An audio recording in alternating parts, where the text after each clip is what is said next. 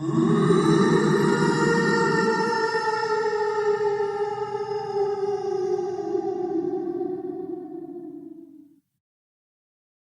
back to another Kray video. Please subscribe to our YouTube channel so you don't miss any videos. And for people really interested in the Krays, check out our private Facebook group, Krays Crime Lords of London. A direct link for the group is in the YouTube description section. We're a friendly and moderated group which has been running since January 2018. Come and give us a try sometime.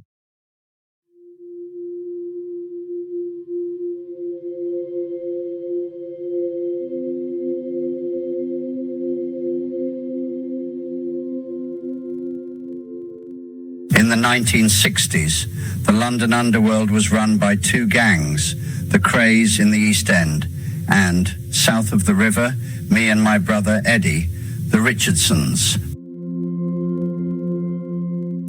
When the two rival firms trespassed into each other's manor, it meant trouble.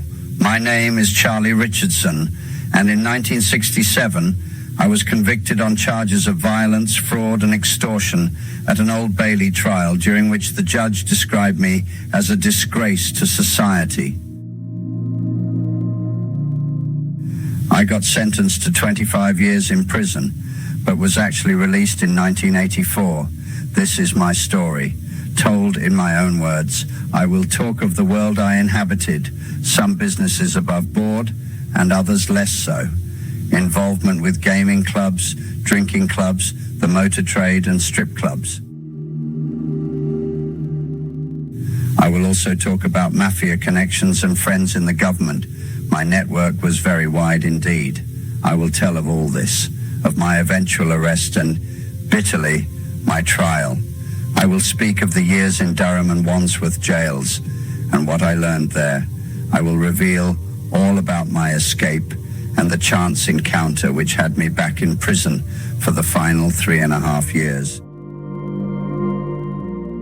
I will discuss all of my business interests and associates of today. Some of them may find it uncomfortable listening. This isn't a pretty story, but it's a riveting one, and I have much to say on the subject of British justice.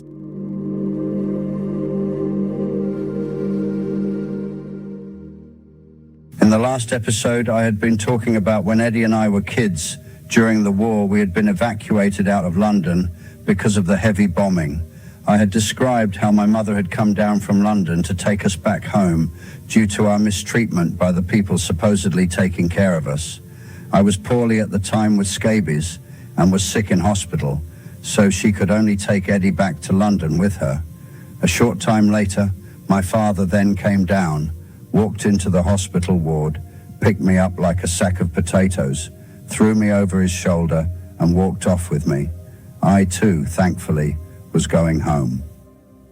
All those years later, as I stood in the Old Bailey, I should have liked my old dad to have pushed past everybody again, thrown me over his shoulder and taken me home now. The poor bugger would have collapsed under the weight of 32 years of good living.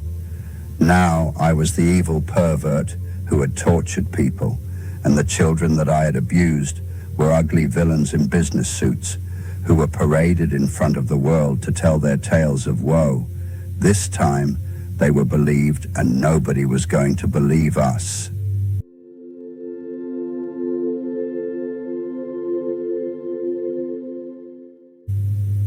Whatever the evidence, the court desperately wanted to believe the drama that the prosecution was creating.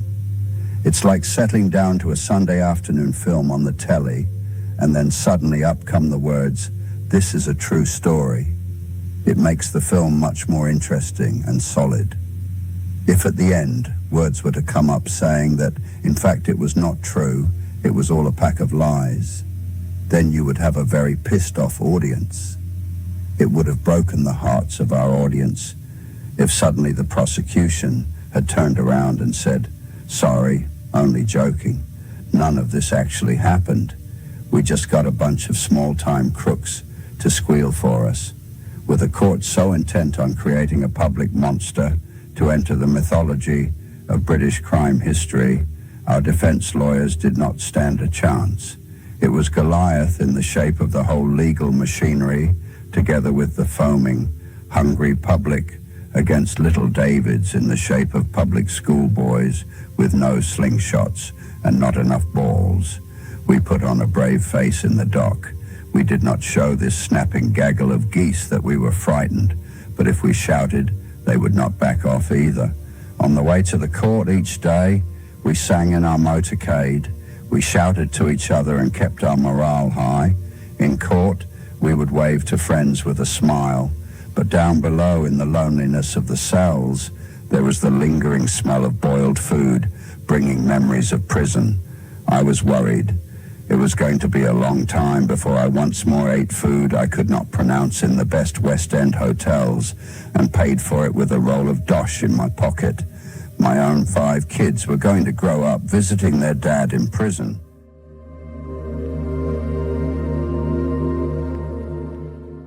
We had a few tricks left up our collective sleeve, but the opposition had narrowed the field of play. The jury was made up of 12 people sitting in their burnished wooden stall, feeling very self-important and conspicuous. They were stars in a legal epic. For the first time ever in history, the jury had been vetted by special branch. They were in the headlines. Justice Lawton had ruled that they were to have special hotline telephones at home in case they were nobbled. Plain-clothes detectives were assigned to watch their houses in case we tried to get to them.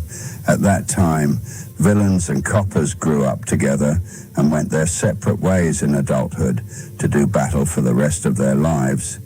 We played an elaborate game, and we all understood the rules. Nobbling juries was one of our tactics to outwit them, just as they were about to bang us up for a couple of years. It was an easy process. If you had a friend in court, you sat in the public gallery and tried to spy a likely candidate amongst the jury. At the end of the day, you followed them home and offered them money, more money than they had ever seen, to see your side of things. Sometimes stupid villains would threaten violence, but that would often backfire. Almost everybody was happy to pocket the money and return a reasonable verdict. You nobbled a few more, and then you could be sure of success. But there was no chance with this little lot. Some of our friends had tried, but they could not get near them.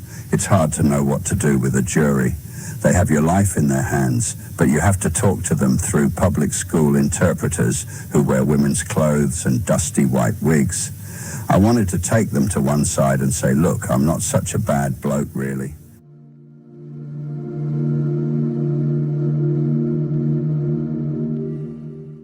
So I have smashed a few people in the mouth because they owed me a few quid, but I've given a fortune to charity. I love my mum, and I've got 5 kids. All I ever wanted was to have a good life. You know what it's like? If you wear the wrong clothes and speak like I do, they won't give you a fucking chance. Tell you what, why don't we all run round to the Savoy for a nice chicken dinner and I can put it all straight? Don't believe all this shit they're telling you. They made it all up to further their various careers.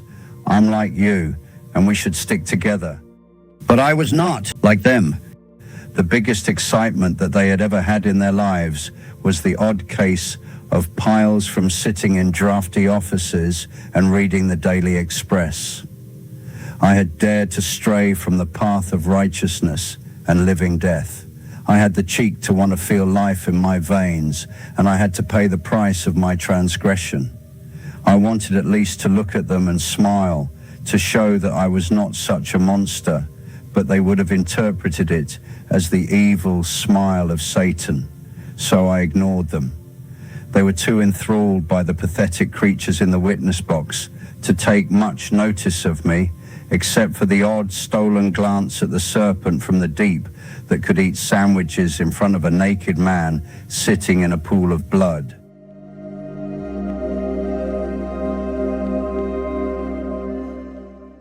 Now we had another man in the room, Alfred Berman, who had arrived with the sandwiches which we had not had the decency to offer round.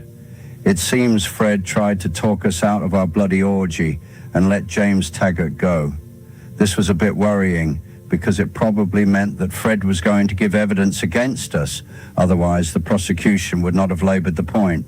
Sebag Shaw, the prosecuting counsel for the Crown, reminded everybody of the scene, although it was only minutes since he had so graphically portrayed it. He turned to the jury, but spoke to the pathetic excuse for humanity in the witness box. There you were, sitting without any clothes on in the corner. Yes. Did you hear anything from Mr. Berman after that? Yes. What was it? First of all, who said it? Fred Berman appeared quite shocked when he walked in. He asked on several occasions whether I could be let go, let out. At that stage, although you had done what you could to clean the blood off the walls and the floor, had the blood been cleaned off you? No, sir. Well, what was the reaction of the others present to what Mr. Berman was saying? Totally indifferent to what he had to say. How did they show that? They attacked me again. That is, the three men apart from Mr. Berman? Yes, not Mr. Berman. So Fred Berman was obviously in the clear and cooperating with the prosecution. It was a clever plot. We were so brutal, the scene so horrific, that even one of our associates, a friend who took care of the catering on this occasion, was horrified. Somebody who was used to the rough and tumble of a villain's life on our manor was shocked by this scene. He was so moved by the victim's treatment, he went out on a limb to persuade us to stop. It all had to be true.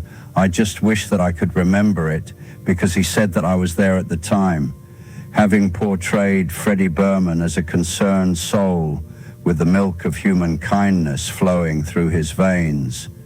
Sebag, ever aware of an audience with its tongue hanging out, asked Taggart, what form did the attack take on this occasion? The same as before, except that Fraser hit me over the head with a pair of pliers. How long did this go on for? I cannot say, sir. It seemed like a long time. And how about the blood? Were you still bleeding? Yes, there was more blood. Where did that go? This really was laboring the point, but it was working. How could anybody erase this scene from their mind? How could the jury, after weeks and weeks of evidence, think of anything else? What did it matter where the blood went to, unless of course they were going to produce it as an exhibit? My lord, I respectfully submit Exhibit A, one pool of O positive. Taggart remembered very well what had happened to his blood, though. It was spattered very much over the walls. I was bleeding quite a lot from the head then. And again, was it partly at any rate cleaned up? Sebag Shaw was a bugger for tidiness. So were we, it seems. I had to clean it up again, sir. Using the same mop as before? Yes. Namely part of your underwear? Yes. How did things go on? I was tied up by Clark. Sebag then reintroduced the juicy bit for the benefit of the jury. Were you still naked? Yes. Tied up with what? How? A rope, tied around my neck, body and legs, like a sort of cocoon around your body, do you mean? Something like that, sir.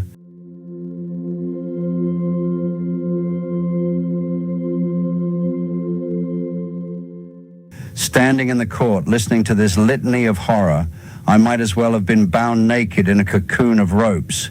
There were police and screws everywhere. I had looked at my chances of escape, and if I could have got out of the courtroom, I would have taken my chances in the street. I had escaped countless times in the past from all sorts of institutions, and had learned not to underestimate the spontaneous dash for freedom. Sometimes escapes had to be planned in detail and worked on for months, but now and again a quick dash for the door was the best way. And to prove this point, a few years before the trial, I had had dealings with the New York Mafia. They were nice people, interesting and adventurous and very polite. I had a deal with them which fell flat. It was not my fault, but they were convinced that I had cheated them. They did not bother with tying me up, beating the shit out of me, and making me wipe the mess up with my underpants. They just sent round a very polite man in a business suit to blow my head off with a beautifully maintained and seasoned revolver. He walked into my office on Park Lane, asked me politely if I was Mr. Charles Richardson.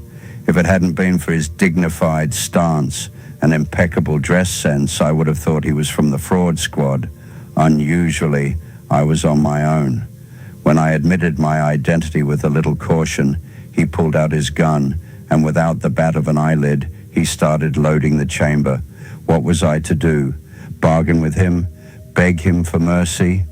Try and explain that there had been a misunderstanding? Without a fraction of a second of thought, I leapt for the door and ran through a corridor and out the back door. I have no idea what happened to him, but I never saw him again. I returned to the office that afternoon and continued business as usual.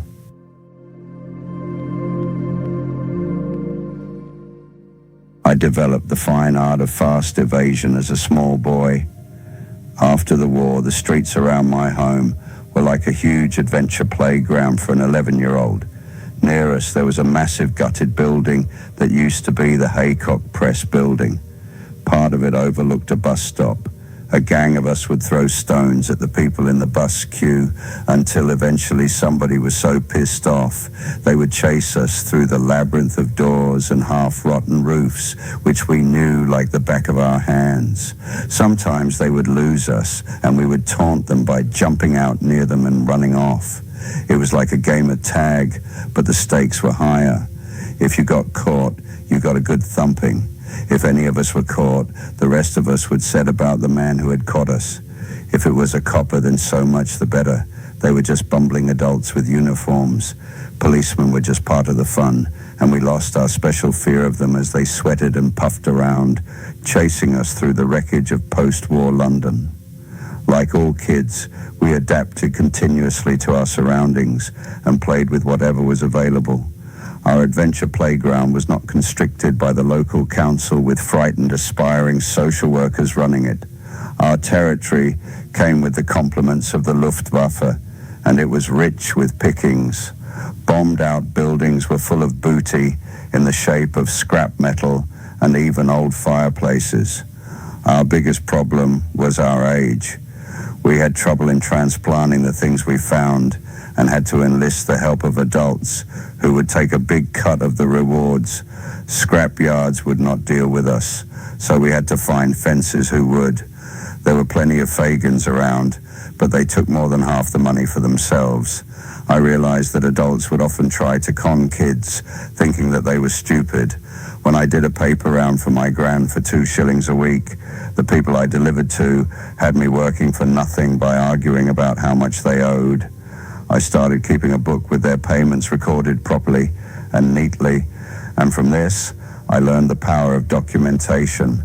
On my own, with my word against theirs, I could never win, but armed with a neat row of figures and a conviction that I was right, they would not dispute their debt. Then I discovered the interesting art of creative mounting, so that I more than doubled my 2 bob by persuading people with my neat, doctored figures that they sometimes owed more than they really did. Who was going to question the polite, efficient little boy with his ever-present notebook? I would be sensitive to any hint of suspicion or mistrust and make sure that the figures were spot on for a few weeks, and then they would relax their guard.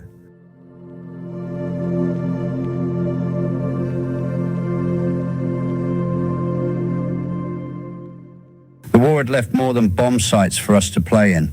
Rationing was very strict for some time, and where there are shortages, there is always somebody operating a black market. We were too young to take proper advantage of some of the career opportunities that the black market opened up for likely lads. Instead, we found our own corner of the market by nicking off the spivs who sold sugar, chocolate and cigarettes, whilst keeping a watchful eye on the police. I was amazed that the coppers didn't just arrest them on sight, because when everyone else was walking around in D-mob suits and hand-me-downs, the spivs stood on street corners dressed like pimps selling their wares. They tempted passers-by with pork chops as if they had dirty books hidden under their coats. At fairgrounds, they sold toffee apples and kept lookouts posted to warn of approaching coppers. We watched them and noticed that when a policeman was sighted, they would hide their tray of goodies under a table or one of the fairground rides. It was easy for us to crawl under while the spiv whistled innocently as the copper passed by, and then we could sneak away with a great tray of toffee apples. With planning, we became more sophisticated. Instead of hanging around waiting for a chance copper to walk by, we would make sure the law paid a visit. One of the younger boys would run up to a policeman and tell him he had lost his mum. P.C. Dobbins would take the lad by the hand and ask him where he had last seen her. They would make for the spiv, who would hide his toffee apples, which we would nick, and then little boy lost would disappear, leaving a worried P.C., a thoroughly pissed-off black marketeer, and we would all go off and get sick on too many toffee apples.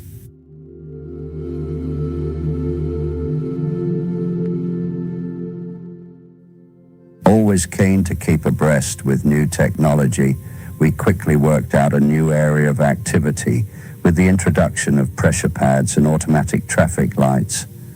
At first, we were amazed to see how cars and trucks arriving at the lights would pass over the pads which controlled the flow of traffic. It did not take much savvy to work out the system, and we soon learned to enjoy controlling the traffic ourselves by jumping up and down on the pads.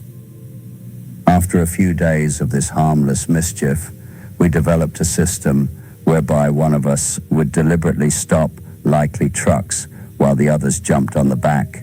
We'd ride the trucks and steal from them, get off at another set of lights, and get a ride home the same way, jumping on the bandwagon or what. But we did get caught once, and I was put on probation for stealing a book. It was about the only contact I had with books at that time. I found out when I was older that the world is a fascinating place, and the way it works will never cease to interest me. Unfortunately, at school, the world is split into maths, English, history, geography, and science. These subjects were all taught by tired and underpaid social failures who took their solace in the dubious pleasures of discipline and control. How they managed to make something like geography so boring, I will never know. Later in life, I was feverish in my hunger for knowledge, especially in economics and geography. I cursed the system that sours the rich, delicious fountain of human knowledge into a lumpy gruel of boredom. I did not bother to attend school too often. It was simple to write an excusing letter from my mum and to pay other kids to do my homework for me. It was a pity I took no interest because I was keen to learn about everything. It was also a pity because when I was a curious adolescent, school was about the only place I had any contact with girls.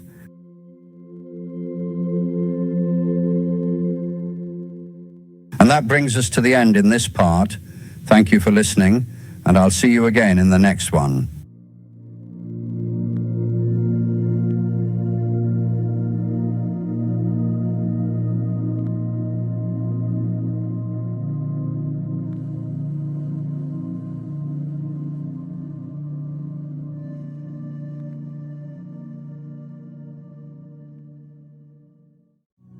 Thank you for watching. If you enjoyed the video, please join our Facebook group. It's called Krays Crime Lords of London. We're a friendly moderated group with over 1,000 Kray and other celebrated gangster videos available for view. There's also thousands of images in the photos sections. The link for the group is in the YouTube description section. I hope we see you there soon.